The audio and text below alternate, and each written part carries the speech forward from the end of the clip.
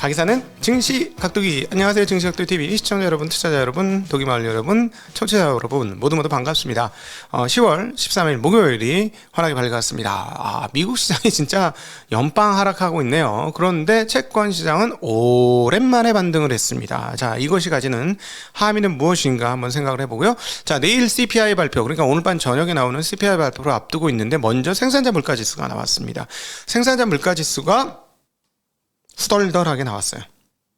그러니까 주식시장은 약세에서 벗어나지 못하는 그런 흐름들을 보여주었습니다. 3대 지수 모두 주가가 하락했고, 필라델피아 반도체 지수는 또다시 빠지면서 반도체는 정말 최악의 상황들로 계속 이어지고 있습니다. 한국 같은 경우는 어제 뉴스를 들어서 알고 계시겠습니다만, 한국이 투자한 그 중국 내 반도체 기업은 1년 유예한다라는 소식이 있었습니다. 그러나 S&P는 0.33 떨어진 3,577, 다우는 0.1% 떨어진 29,210, 나스닥은 0.09% 떨어져서 1,417, 러셀리처는 0.07 떨어진 1,691입니다. 그러나 하락폭은 상당히 둔화되었습니다. 오늘은 몇 가지 특징이 있는데요. 지표 발표와 함께 FOMC 회의록, 의사록이 공개가 되었다는 것도 중요한 대목이 되겠습니다. 자, 오늘장 한마디. 서서히 비둘기의 깃털이 보이는 듯하다.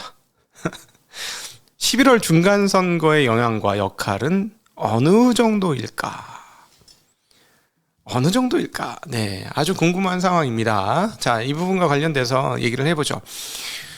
만약에 FOMC 의원들, 총재들 중에, 연준 총재들 중에 굉장히 정치적인 인사들이 많고, 그리고 또 민주당이 지금 정권을 잡았으니까 거기에 그 성향이 많다 하면, 이번 11월에 금리를 75bp 올리는 거에 대해서 소수 발언 또는 다른 발언을 낼 가능성이 상당히 있다라는 게 이번 FOMC 회의록을 통해서 느껴집니다. 일단 먼저 전체적인 finbiz.com에서 제공하는 그림을 한번 살펴보도록 하죠. 네.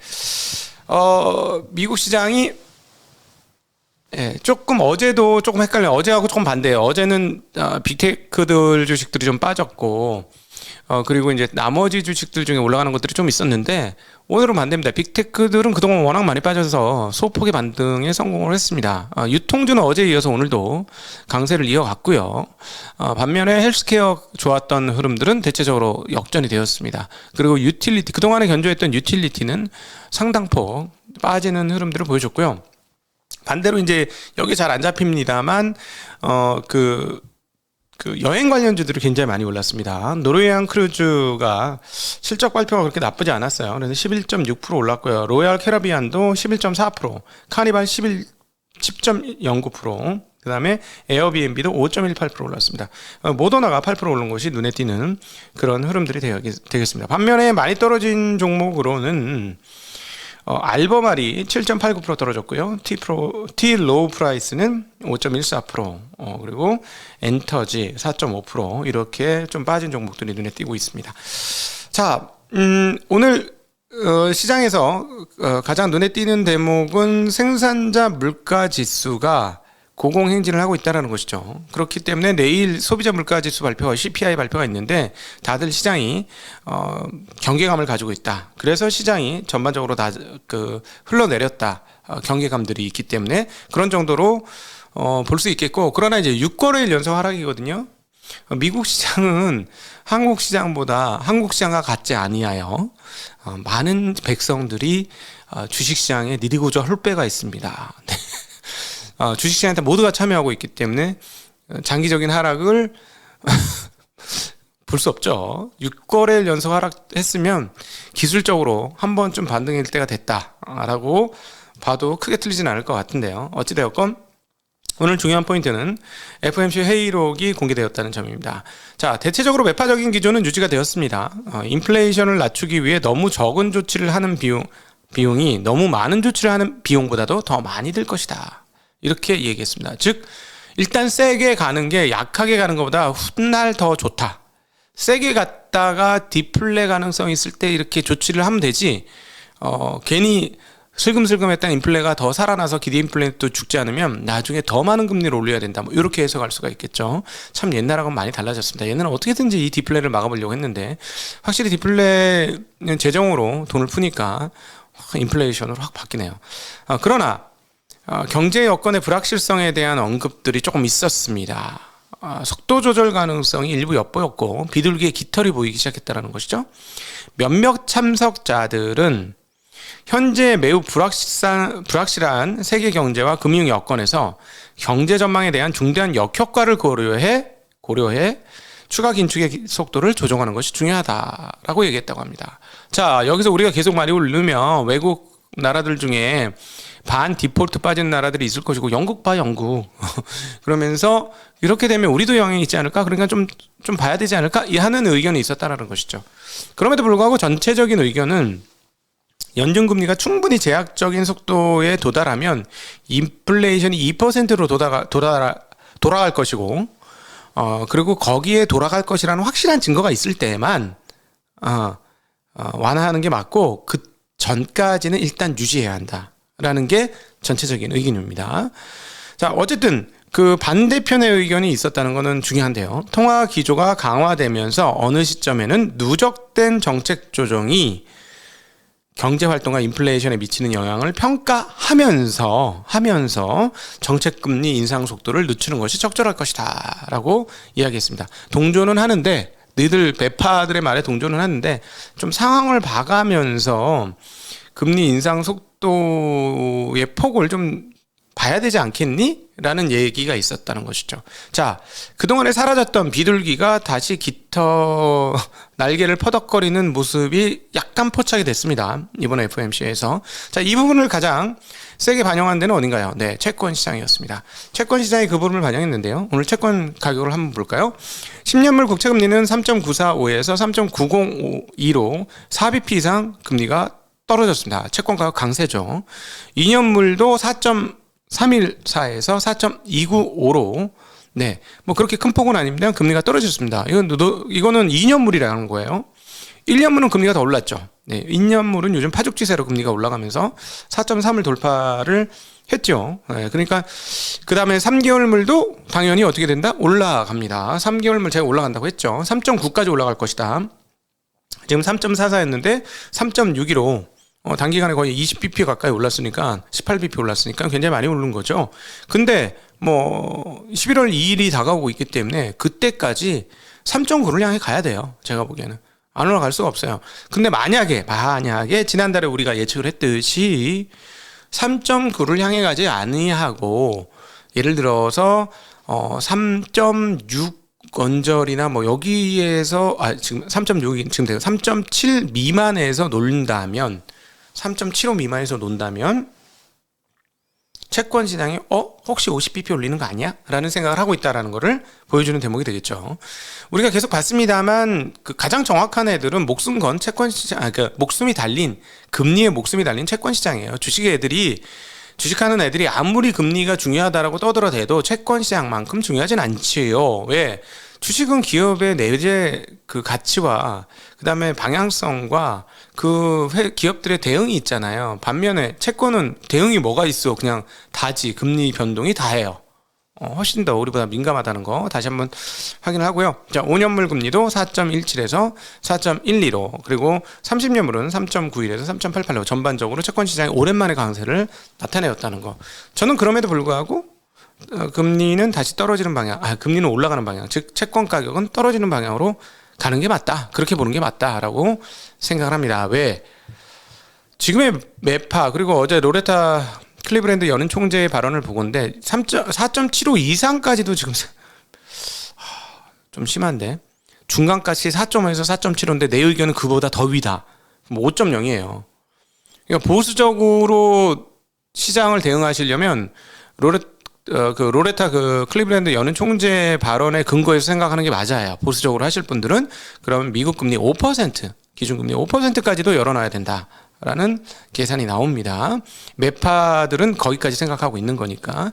근데 지금 PPI 보니 이거 참 하는 생각이 들죠. 자, PPI 상황을 한번 살펴보죠. 생산자 물가지수 전월비가 0.4% 올랐습니다. 예상은 0.2%였고요.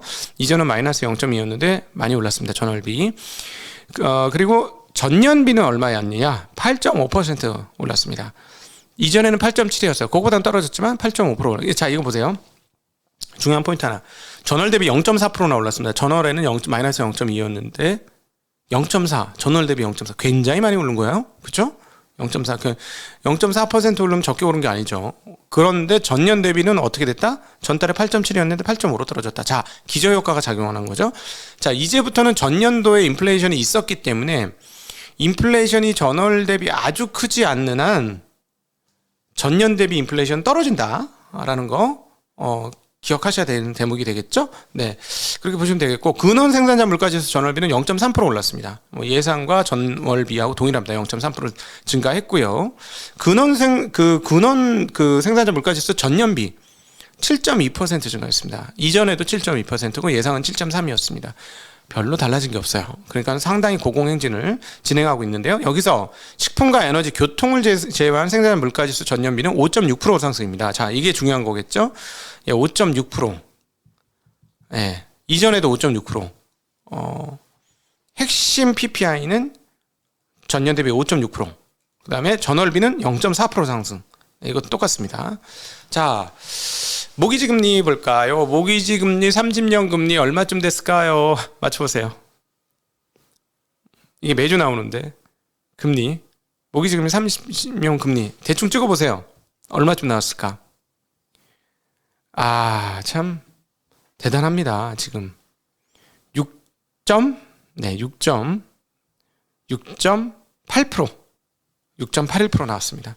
와. 30년이면 모기지 금리가 6.8%? 이건 조금 높다는 느낌 드네요. 30년물이 6.8%면. 그쵸?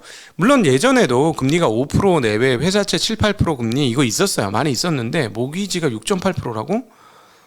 야, 그래서 모기지 신청 건수를 보면은, 전주비 마이너스 0.2%고요. 지난달에는 마이너스 14% 모기지 신청 건수가 줄어들었는데, 이번에는 2.0% 줄어들었습니다. 지난번에 워낙 많이 줄어서 그런지 좀 덜 줄어들었고요. 그 다음 모기지 시장 지수는 지난번에 218이었는데 214로 확실하게 좀 떨어지는 흐름들을 보여주고 있습니다. 네, 원자재 가격 전반적으로 다 떨어졌어요. 비철 금속 가격은 계속해서 뜰을 흘러내리는 흐름이었고요. 그 다음에 곡류, 식량 가격은 반등을 쭉 하다가 요번에는 조금 떨어지는 흐름들 보여주고 있습니다. WTI가 88.59에서 87.1로, 브렌트유는 93.8에서 92.3으로, 그리고 구리 가격은 7,589에서 7,548로 전반적으로 다 떨어졌고요. 미국의 가솔린 가격은 오히려 소폭 오르는 흐름 보여줬습니다. 비트코인도 아주 소폭 올랐고, 유럽 천연가스도 160유로로 조금 오르는 모습을 보여주었습니다. 자, 중앙은행 인사의 발언이 있었습니다. 크리스틴 라가르드 ECB 총재의 발언이 있었는데요. 유로존은 현재로서는 침체가 아니다 라고 얘기했고요. 고용 상황은 매우 긍정적이며 임금 물가 상승 악순환도 피해간 상황이다.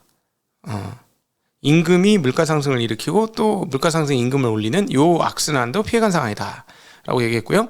ECB에서 가장 효과적인 정책은 기준금리 인상이다. 자산 축소 논의는 천천히 진행하겠다라는 이야기를 했습니다. 오늘 환에서는 변동성이 그렇게 크진 않았는데 엔화가 큰 폭으로 움직였습니다. 엔화가 104 지금 얼마야? 잠깐만요. 이거 제가 기록을 하긴 했는데 약간 146 끝난 게 146인가? 잠깐만요. 맞네. 146.88. 장중에 146.97이었어요. 근데 지난번에 146 가니까 140까지 박살을 내놨잖아요. 한 20조 원 써가지고. 근데 이번에는 그런 개입이 크게 나타나지 않았습니다. 네. 이거 또 개입 나타나는 거 아니야 했는데 개입이 없었네요. 자, 그렇다는 거는 1번 엔화는 약세를 받아들이는데 약세의 속도 조절만 할 것 같다. 중앙은행은 이런 정도로 정리해 보면 될 것 같고, 1번 구로다 총재는 지금은 3% 정도 수준의 물가 상승이지만 내년도 되면 2%로 자연히 떨어질 것이다. 그렇기 때문에 우리는 그거를 잘 그렇게 될 수 있도록 잘 관리를 해야 된다. 그러니까 지금 관리를 할 필요가 없다 이거죠. 저절로 떨어질 거니까 우리는 그 2%면 타겟팅이니까 지금 3%니까 더 떨어질 건데 뭐 여기서 뭐 더 떨어뜨리려고 애쓸 필요가 없다. 이런 논조로 그의 말이 들렸습니다. 자, 원화는 1431원대에서 1424원으로 어제 장중 강세를 간 흐름에서 유지가 되어지고 있고요. 위안화 가격은 그대로 7.174로 약세 상황을 지속을 하고 있는 그런 상황입니다. 네, 일본 엔화만이 약세를 나타내면서 지금 원화는 일본 엔에 대해서는 100엔당 980원에서 969원으로 소폭 강세로 전환했다는 점도 확인할 수가 있겠습니다. 계속 심리는 조금 그 공포 구간에 머물고 있는 그런 상황이 지속되고 있다. 이렇게 정리해 볼 수 있겠습니다. 네, 오늘도 긴 시간 함께 해주셔서 진심으로 감사합니다. 안녕.